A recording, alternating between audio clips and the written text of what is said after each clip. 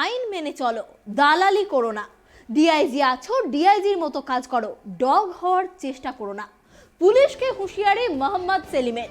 শনিবার পান্ডুয়া শান্তিনগর প্রাথমিক বিদ্যালয়ের মাঠে সারা ভারত খেত মজুর ইউনিয়নের প্রকাশ্য সমাবেশের আয়োজন করা হয়।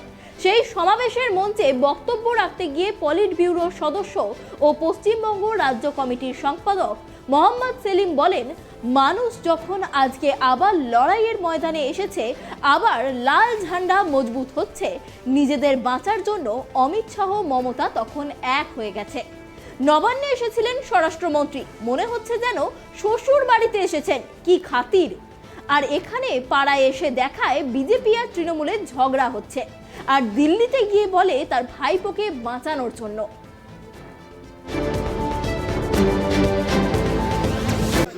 তৃণমূলকে শাস্তি দিয়েছে। এই চিট ফান্ডের যত তৃণমূলের এমপি এমএলএ মন্ত্রী যাদের জেলে থাকার কথা ছিল, সব এখন জেলের বাইরে, সব জামিনে আছে। বোঝা যাচ্ছে, চোর চোরকে ধরে না, মানুষকে জাগতে হয়, তবেই চোরকে ধরা যায়।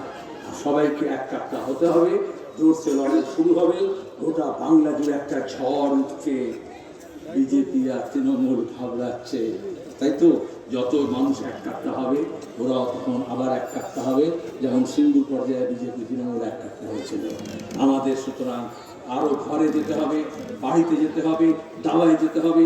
যে মানুষ নড়ে গিয়েছিল, সরে গিয়েছিল, ভুল বুঝেছিল, তাদের কাছেও পৌঁছতে হবে। যারা রাগ করে হোক, অভিমান করে হোক, আমাদের দোষের ত্রুটিতে হোক, একটু নড়ে গিয়েছিল, তাদেরকেও বুকে জড়িয়ে ধরতে হবে। মানুষের লড়াই, বাংলাকে বাঁচানোর লড়াই। বাংলাকে আমরা বাঁচাতে পারবো না যদি বাংলার মানুষের ঐক্যকে আমরা বাঁচাতে না পারি। বাংলার মানুষকে ঐক্যবদ্ধ করতে হবে। সে কাজই আমরা করছি, সে কাজে আপনারা সবার আশীর্বাদ সমর্থন চাইছি।